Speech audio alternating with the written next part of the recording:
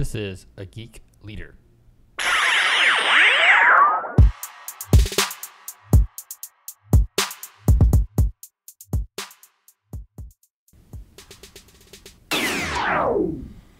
Hello, welcome to episode 182 of Geek Leader Podcast. I'm your host, John Rauda, and today's episode is brought to you by Live at Manning Conferences, Math for Data Science. If you're securing a job in data science, artificial intelligence, machine learning, or cryptography, or any other programming field, you have to realize that it requires strong math skills. And the Live at Manning Conference Series is doing an event, Math for Data Science, and it is a unique chance to learn from some of the statisticians and other math masters that are involved in the Manning network of experts. And it's a free event, which is awesome. It's live on Twitch on December 1st, December 1st, 2020 at noon Eastern Time. And you can find out more about that at geekleader.com/math. Again, that's at geekleader.com/math. All right, Geek Leaders. Today on the show, I've got Tom Connally. He is an experienced leader, retired colonel from the United States Marine Corps. We always love to have our military folks on, and he's the author of a book called Becoming a Leader. We're going to talk about that book. We're going to talk about leadership in general and his whole process, his journey through learning to be a leader. We're going to talk about the fact his family has kind of been a military family and serving our country, and we're very grateful for that. But all that being said, Tom, welcome to the show. Hey, John, thanks so much. It is such a pleasure to be here, and I'm hoping that all your audience, I can leave something for them that helps them, in their journey with their roadmap, to becoming a leader. So, if you don't mind, just tell the audience just a little bit about yourself, kind of how you got to where you are today, what your career has been like, and what you're doing today now that you are retired from the Marine Corps. Well, John, you give me an open mic like that, you might just need to take a nap. At any rate, no, I won't do that to you, brother. So I was raised in a military family. My dad was in the Navy. My mom was actually in the Coast Guard and then in the Navy during World War II. So they were both World War II veterans, and they were both children of the Depression. And we learned about work, and we learned about giving it your all. My dad's famous saying was, "Whatever you do, do it 110%." And so we grew up in that family. I joke sometimes. We say my dad stayed in the Navy for 30 years, and we had a flagpole out front. And I joked that our house did everything but pitch and roll. So we grew up, but with a great appreciation for the military, and we obviously saw what my dad did, and my dad and he was happy with what he was doing, and and my mom was a real patriot, and she supported him and all that. And so four of us ended up going in the military. My three brothers preceded me. I saw what they were doing. My dad was the icon of leadership. Yeah. And so we were all in school, in sports and scouts. And my dad used to say, I got 6 kids, and I can't pay for you to go to college. So if you want to go to college, you get to do it on your own. And that means doing well in school, sports, and scouts. And so we did that. And I saw what my brothers were doing, and because they're considerably older than I am. And I said, I want to be like them. And so they became my mentors. My dad was the icon, and he taught them, and they taught me. And we built a family team, and I learned a lot about hard work, and we all did. My mom was very sick when I was young, and she died when I was 12. So my dad was deployed. My brothers ran the household, and it was everybody play together on the team. And so I recognized those things. I said, I want to go to the Naval Academy like 2 of my brothers did. And so I worked for it. I got there, and I realized it wasn't all about just the 110%. Okay. I realized that I had to not just work hard, but I had to be smarter, and I had to understand.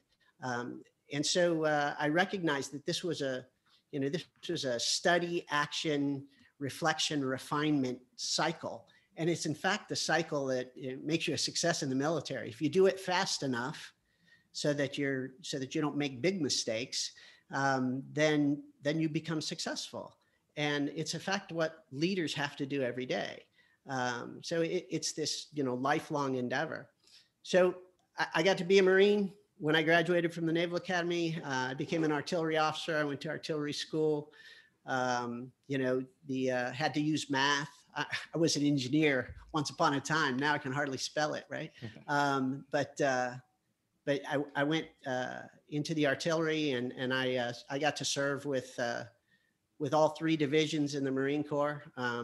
I commanded platoons and all that. I commanded batteries, or a battery. I commanded a battalion in Iraq, and I commanded a headquarters battalion, about 1,000-man plus organization in Okinawa, Japan. And I was also the camp commander, so it was like running a town. Along the way, you got to learn all the technology. You got to learn all the other things that you do. Fire support, artillerymen or fire support. It's a lot of coordination, a lot of talking to all the people that are on the battlefield and making sure that you're creating the appropriate effects. But along with all of that, you learn, you have to be the leader. I mean, fundamentally, a Marine has to be technically competent, and he has to be competent as a leader. We say in the Marine Corps, technically and tactically competent.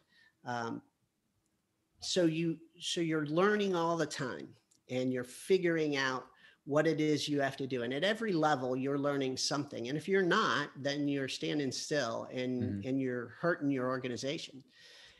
And along the way, you have to build all your people. You have to bring them along with you, especially if you want to accomplish the mission, right? So I got to spend 30 years in the Marine Corps, and I did a bunch of other things besides the artillery, and lead. I got to lead a huge joint organization that was doing counter IED, which was very rewarding. It was very challenging, very high tech.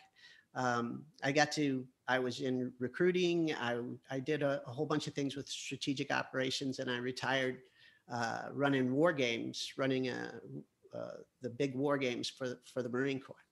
And when I left, I went and joined a defense company, and I said, they wanted me to kind of keep doing what I was doing, and so I stayed with them for a couple of years. They didn't know how to leverage me, and they weren't really sure they wanted to do what I was telling them they needed to do if they wanted to be successful.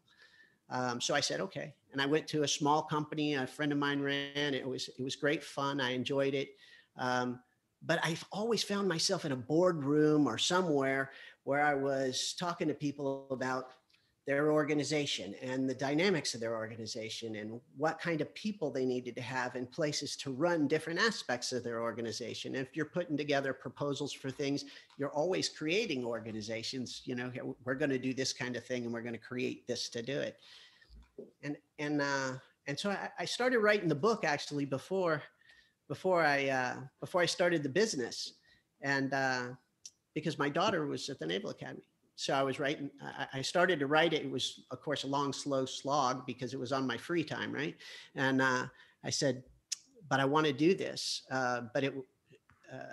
So finally one day I woke up and I said, this is what I want to do is I want to help people figure out and become better leaders and improve their organizations, personally, professionally, spiritually, physically. Those aspects. How do you become better? And so I was thinking about all this, and one day my daughter, she said, Dad, you got to finish writing down all this stuff that you say all the time. And I said, okay. And I had to really get serious and about not just what I wanted to tell her and young leaders, but also about how I felt, what I really believed about some of these things. How do you boil it down? Who was the guy that I think it was Abraham Lincoln said, I was going to write you a short letter, but I didn't have time. So I wrote you a long one. Yeah. When you're trying to neck that thing down, you really have to put some energy into it. And so I wrote the book. I called my boss. I said, a year from now, I want to be, my son's graduating from high school. I want to be doing this. This is what I wanted. I laid it out, what I thought I was going to be doing. And he said, wow, that's really good. He says, you got to get started on that. And I said, that's why I'm quitting, boss. He was like, well, do you have to? I was like, yes, I have to. I want to do this full time. And so I did. And he's a great guy. And he said, okay, well, we'll keep you on the rolls as a consultant for a while. And in case you want to come back. I said, I'm not coming back. It's not what I do. I'm not going to reverse gears on this. Let's move forward and figure it out. And of course, that's been a learning adventure too. It's been about 2.5 years now, 3 years of this. I got the book published. I put a whole lot of my business energy, time energy, into a couple of nonprofits. I had a friend of mine who was gravely ill, and so I took some time to do that. And here I am, and I'm in Waxahachie, Texas now, and we're running with both, running and gunning with both guns here, trying to make this thing work. And great response from a lot of people. And what it comes down to is, I had the unique experience, or everyone has a unique experience, but in my experience, I knew a lot of great leaders. I knew some leaders that weren't worth a dang. And I just wanted to find something that every day when I got up, I said, you know what, I'm going to help somebody get better. Mm-hmm. And so here I am, and this is what I do. And, Well, awesome. And some of the things I want to talk about is, you wrote this book specifically to your daughter because I guess, she's in the military as well, right? She right. Kind of followed in your footsteps. She's a captain of Marines now. Yeah. Yeah. So, you could have just told her this stuff, but you took the time to actually put it into a book and, write it down so that it's something you could refer back to and can help more than just your daughter, right? You can help lots of people. When you went through this process, some of the things you wrote about, you had to kind of dive into your own thoughts about strengths and weaknesses, and how to understand what are your strengths and weaknesses, and sometimes come to light of the fact that you're not good at certain things. Yeah. What's your process of identifying personal strengths and weaknesses? Because sometimes it's difficult, especially when you're a new manager, to actually come forward and say what you're not good at, and to identify those things. So what are some of your strategies for helping identify those strengths and weaknesses? Well, there's all kinds of surveys out there, and there's whole schools of leadership that are based on this. People taking surveys and looking at things. I tell you, what the easiest way to figure out your strengths and weaknesses is ask your people. Ask your people what they would like for you to do. What aren't you doing? What can you improve on? And I say that because when you do that, you create an interaction. One, you demonstrate a humility that your people aren't used to in most cases, number one. Number two, if you listen, you're going to hear a lot more than just what you're good at. You open that door for one of your people, and they will give you a lot more. And you just got to be ready for it. You got to be ready to accept that. And that's part of the apprenticeship. Mm-hmm. But so my process was always to go into some place and, of course, if you're the boss, you go in and everybody kind of assumes you know everything, or a lot, right? Or you're going to fix the world or whatever it might be. And you walk in and you go, okay, tell me how this place works. Tell me what you do. Tell me what our deficiencies are. Tell me how, and then as you go on, that needs to be a back and forth. One of the best things that ever happened to me, when I was about a middle level manager, is I had a guy working for me, and and we were required to counsel people on their performance on a regular basis. Okay. Now that's great. And this guy was a senior staff NCO, senior staff non-commissioned officer, first sergeant. Great guy. And he had just about as much time in the Marine Corps as I did. And he looked at me and he said, oh, sir, if you're finished, I'll tell you what my evaluation of you is. And I was like, wow, okay, do it. That's awesome. And a lot of, that doesn't happen all the time, but from that point on, I made it a point to always have people around me that I could go and say, what did I miss? What am I not getting right? What do I need to fix? And, we do some of that institutionally in the military, because you almost always have an officer and a senior enlisted. right? Whether it's at the platoon, you have a platoon sergeant. If it's a company, you have a first sergeant. A battalion, you get a sergeant major, etc. And those people are there to not to keep you honest. They're there to add the other side of the flavor um, to the action. How are your enlisted people operating? You don't always have that in a company, in industry. But you got to identify those people who can tell me whether I'm doing this right or not. And but if you're as a young leader, you've got to seek that kind of critique and counsel from everywhere. Mm-hmm. You should always, I talk about it in the book, always having three people, right? So your peers who can tell you when you're smoking dope, right? That's a really dumb idea, right? Okay. Your seniors who are really only seeing output. They're looking at whatever their measurables are. What are their KPIs? Are you beating their KPIs, right? That kind of thing.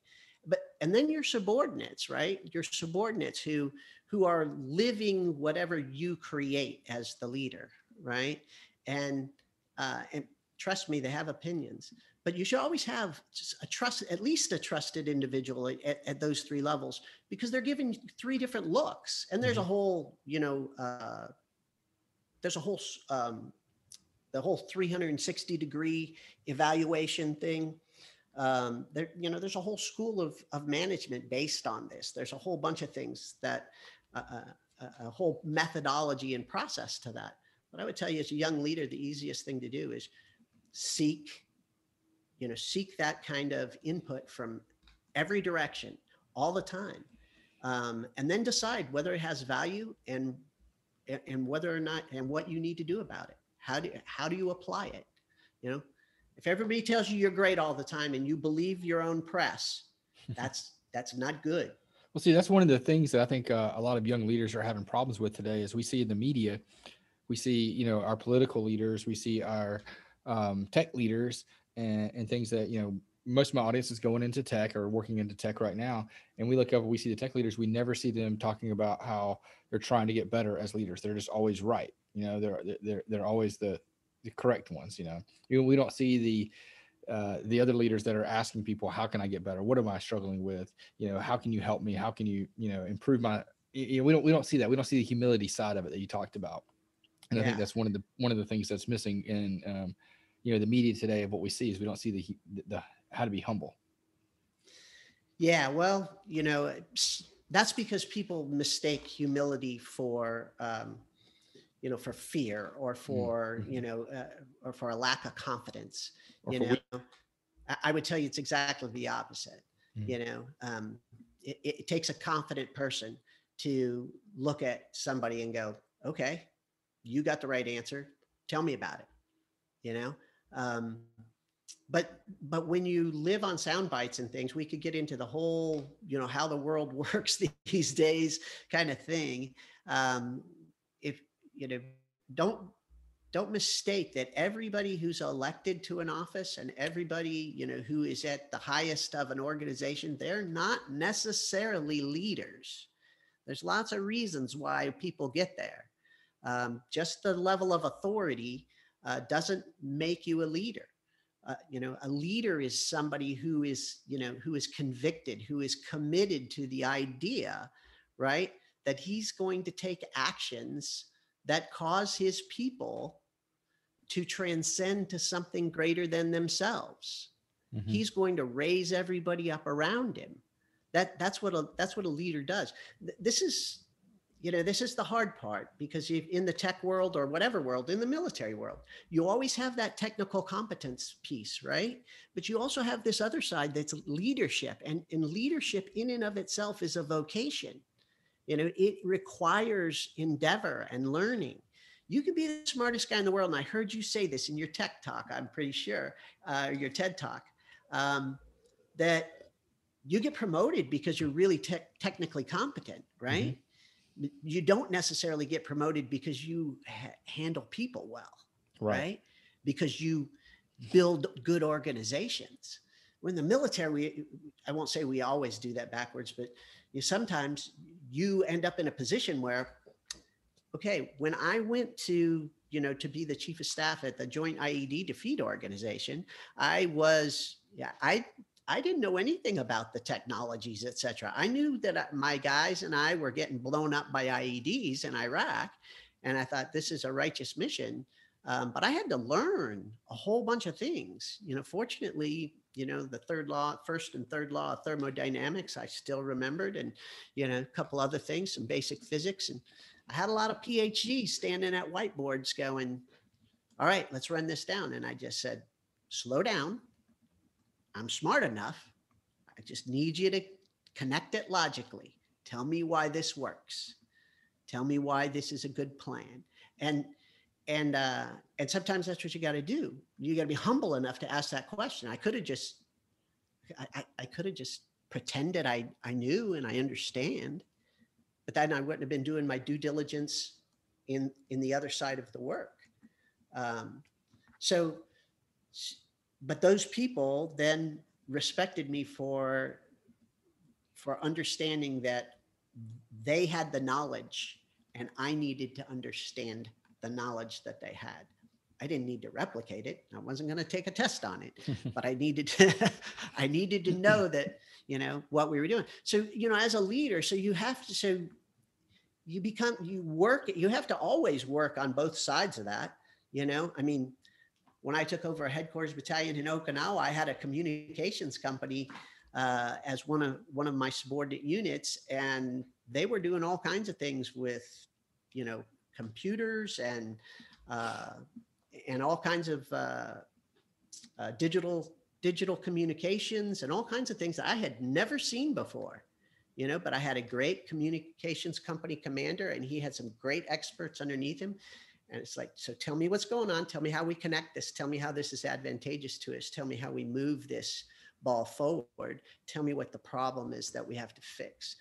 That's what you get paid for.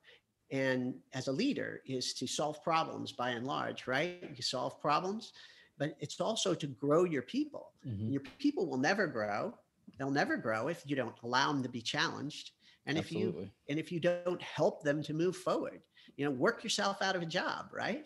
Mm-hmm. Build those people. It's, but all of that goes back to, at every level. And so, I talk about about leadership being an apprenticed vocation, right? And I say that in the book, and that can change like in a minute, right? So on the one hand, I'm talking to these experts, and I am the leader and the master, and I'm talking to them about one subject, and then we move to something more technical, and now they're the master, and I need to be the apprentice, mm-hmm. And I need to learn, and that's that continual interchange. And if you're unwilling to do that and you can't commit to that, then are you really a leader? Absolutely, yeah. I'm always saying you got to listen, learn, and then lead, right? And I think that learning part is really important. That as you move up and take on different roles, and when I first started out in technology, I was a help desk person. Then I became a database person. And then I had to manage a certain group. Well, maybe I didn't have all the experiences of the people that I was managing, so I needed to sit with them and learn. And I think that's one of the things that you need to do as a leader. And you talk about that a lot in your book about being an apprentice, right? You're going to always go back and try to learn and try to grow as a leader. One of the sections in your book that I really like is probably one of my favorite titles of the section is "Get Over It. What's Important Now." Can you talk a little bit about that and what that means? Well, it's kind of funny because I was talking to my son about this last night. Yeah. Well, you're always, well, the rest of that section, right, is the no throw up rule, right? Yeah. So you're always going to run into disappointment. You're always there. Those things are going to happen. I wanted to go to a battleship and they sent me to recruiting duty, right? My boss said, what do you think about Iowa? I said, the battleship. And he said, no, the state. And I knew I was in trouble, right? But that duty, was the hardest duty that I was ever on, I ended up, developing habits and building things that for myself and how I do business and how I think, how I set goals and all of those things. Much of my business is based on the things that I learned there doing that. So you're going to face disappointment, whatever it might be. You don't get the promotion. You don't give whatever it is. You got to look at the situation and say, what did I learn? Right? Did I learn anything? Is there something here for me to take away? And sometimes there's not. Sometimes it's just bum luck, right? Sometimes you just weren't in the right place. Okay, if it is, but you have to put that aside, especially if you're a leader and you have people who depend on you. You have to say, look, you know what? I'm not going to take that personally. I'm going to put it over here. I'll evaluate that, in context when I have the time to evaluate that, but I have to move on. I have to get over it. You go outside, yell and scream, jump up and down. You can have a bad boss, whatever it is, but you have to say, okay, is there anything valid in that? Is there anything that I need to consider here? And I say consider it, evaluate it. Do not immediately assume because your boss or somebody else told you were gooned up, right, that you're all gooned up. You may have a deficiency. If it's true, you need to objectively assess that and say, okay, now how do I fix that? But if it's not, then you just need to get over it, right, and move on.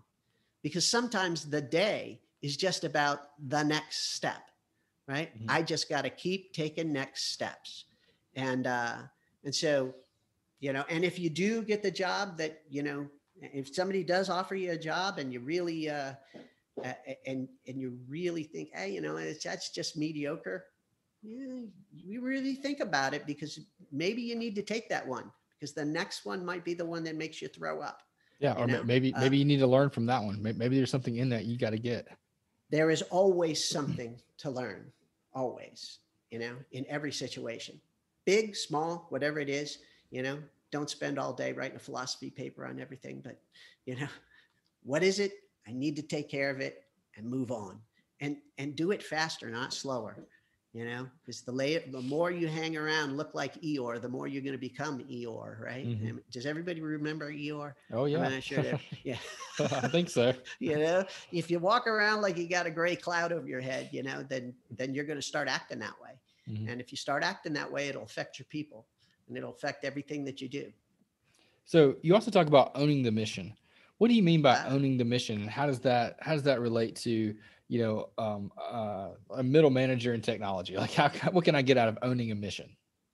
So, if you think about the book and the way I structured it, actually, I had to completely restructure it because a friend of mine read it and went, hey, all that stuff you talk about at the end? Well, it's really your whole book. And I went, yeah, you're right. So anyway, if you look at it, you look at, being competent and it's really focused on the individual, right? What do I need to do? And then you look at, the owning the mission. Okay, now what do I do in the context of what my work is? What is it that I'm supposed to do? And how, what do I get paid for? And believe it or not, there are people out there who take a job and then they try and turn it into something that it's not, right? They're like, I really wanted to do that, and so I'm just going to do that. Well, no, you're not, because you don't get paid for that. And if you're in a private corporation, you're in a business, somebody's going to go, you're not doing what I asked you to do. But start at your desk. What do I get paid for? What do I own? And do I need to, what do I need to learn right here? Now start at my desk. What are the rules? What are the standard operating procedures? Are there any? Who are the people that are around me? I need to own all of these things. I need to understand our mission. I need to look and say, where do I fit in this corporation, in this organization? What's my function? How does that fit in? How does that affect my people? You need to embrace that and say, this is the mission. This is what we do. This is where we're going. And so when you say own the mission, it needs to become your purpose, right? And it creates perspective, right? And it creates context. And you look at your people and you go, this is our mission. This is where we're going. This is how each of you fits in this mission. When I wrote that part of the book, I was thinking that there were a couple different organizations I've been in. In the military, you don't just fire people, right? You get assigned a certain number of people. You've got them for however long you've got them, unless they break the law or they're, hurt, criminally insane, or whatever it is, you can't get rid of them. So you need to learn to understand first, prime imperative, that everybody in your organization has value, right? That's the first thing. Everybody in your organization has value. So now how do I make them valuable? So when I was writing that, I was thinking about a particular organization. Well, actually, my first organization, where the boss put us all around the whiteboard and he said, here's what we do. We're an artillery unit. We do these things. Here's what the guns platoon does. Here's what the comm platoon does. He had all the leaders around the board. Now, much of this we already knew, but what he then began to tell us was, we don't have enough people to do this the way that it's lined out, so we have to do it this way.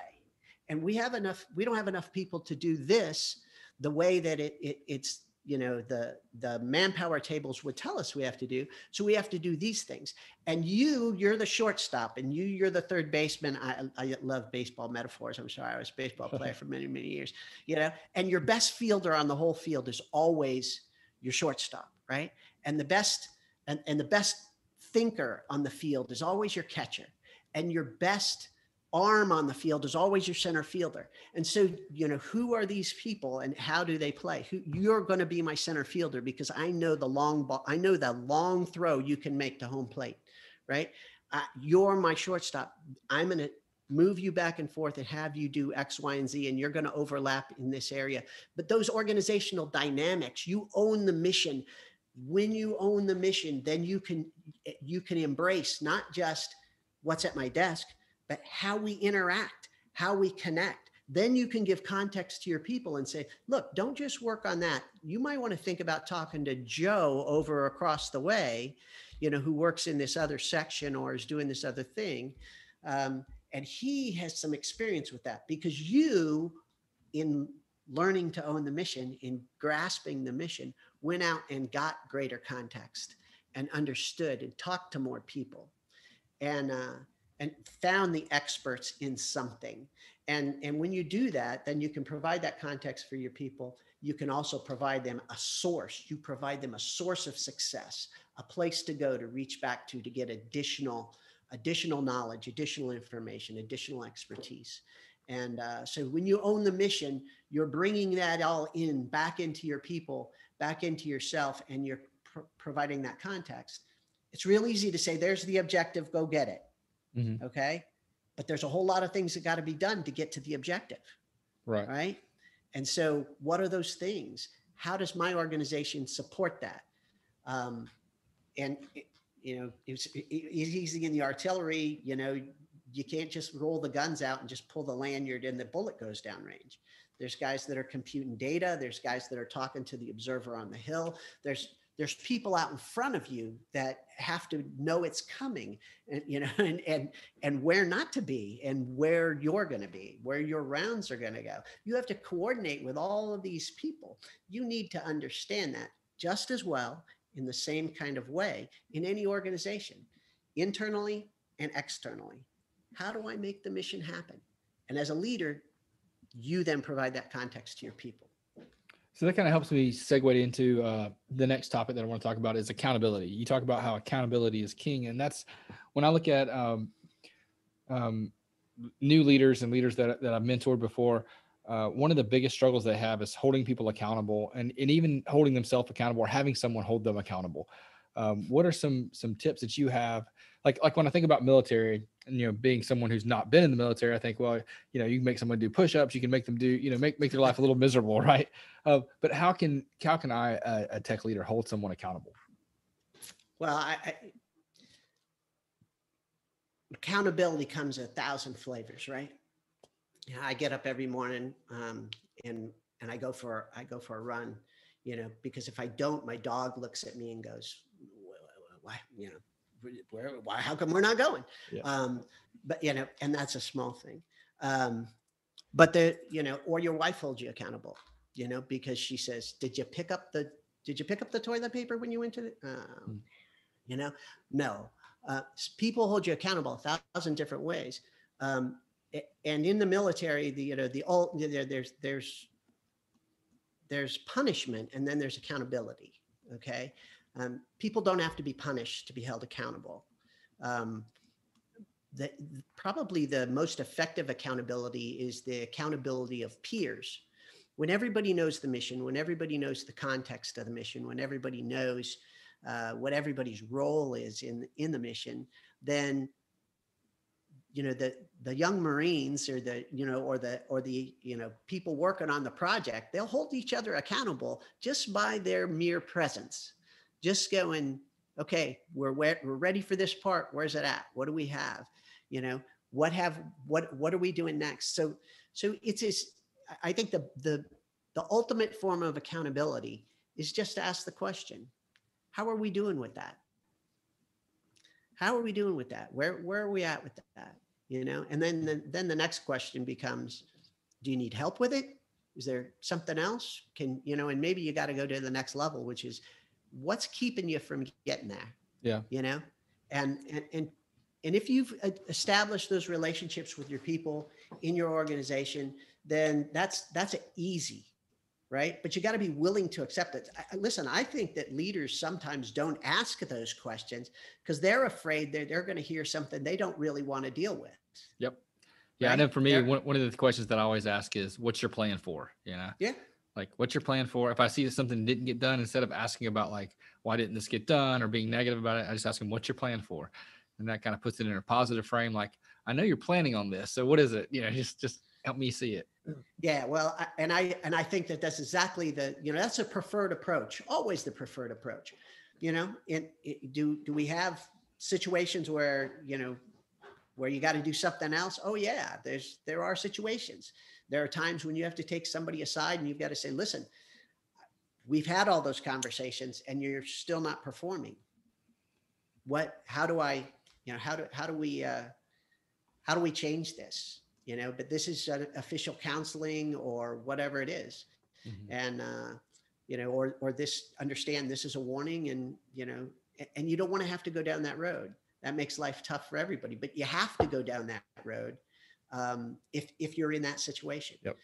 But I would tell you that oftentimes people just don't want to hear what the real problem is. The real problem is maybe that this guy or gal has got problems at home, they got problems in their personal life, etc. And unless you're willing to, okay, bring it on, I'm willing to help you with this, whatever it is.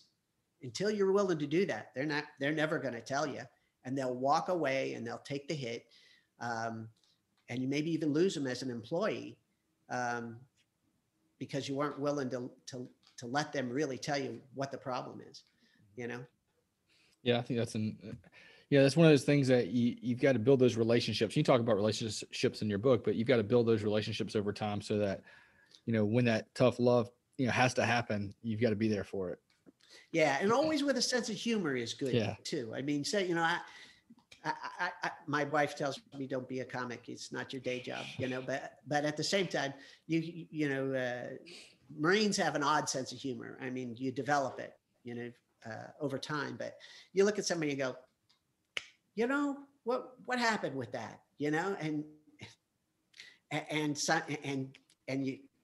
you get, maybe very humble. I just gooned it up, or I just forgot, or whatever it was, and, but a little bit of humor can really lighten the pain of having to call somebody, to account for their shortcomings.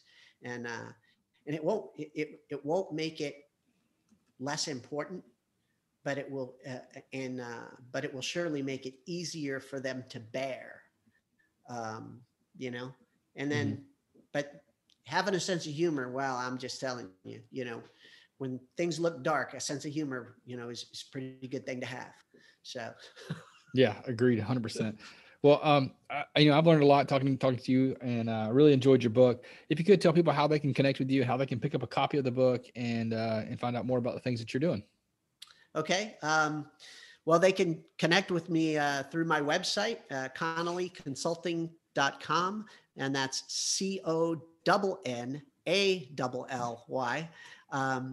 And ConnallyConsulting.com. If they want to look at my book, they can connect to it right there, or they go on Amazon.com. It's called Becoming a Leader, a Roadmap for My Daughter and the Aspiring Leader.